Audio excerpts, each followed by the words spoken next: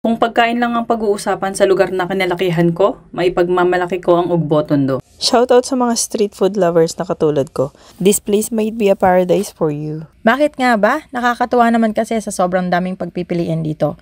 Yung salitang sobra literal. Dahil ko lang ang 2 gabi na kumain kami dito sa dami ng options. Katulad ng shawarma, Trending Chinese snack tanghulu, famous Indian street food panipuri, grilled scallops and sizzling pusit for seafood lovers, takoyaki, ebi fry and kani salad, egg bread, hot pot, dragon's breath, deep fry pika-pika, Paris with bone marrow, pork sisig, fresh fruit juice, at ang paboritong halo-halo ni Kulot. Crispy crablets at hipon ang isa sa mga binili ko kasama ang Paris with bone marrow, mga cute at maliliit na cheesy scallops, puto bombong, kani salad at fresh fruit juice para sa unang gabi na hindi kasama si Kulot. Medyo mabilisan lang, kaya nag-take out na lang din ako ng halo-halo.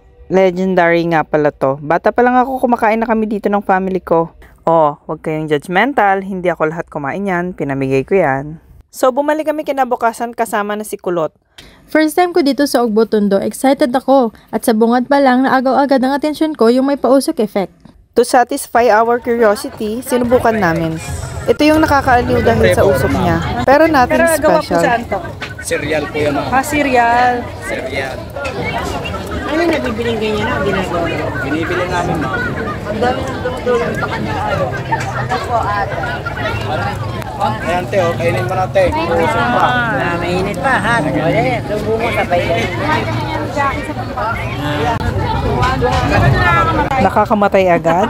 Oh, ang inosente, hinipan pa talaga. Nakakaaliw lang talaga yun usok. But other than that, nothing worked.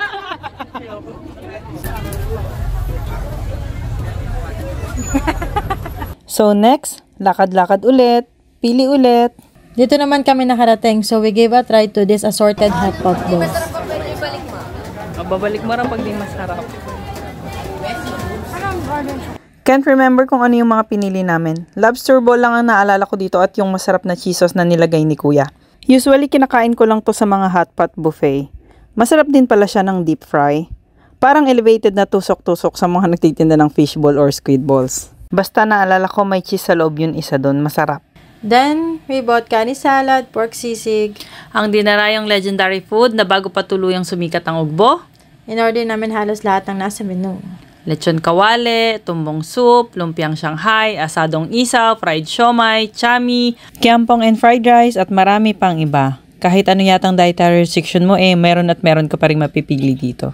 Kaya sinasadya tong puntahan ng karamihan na kahit akong malayo na dumarayo pa din. And of course, we tried some fresh fruit juice.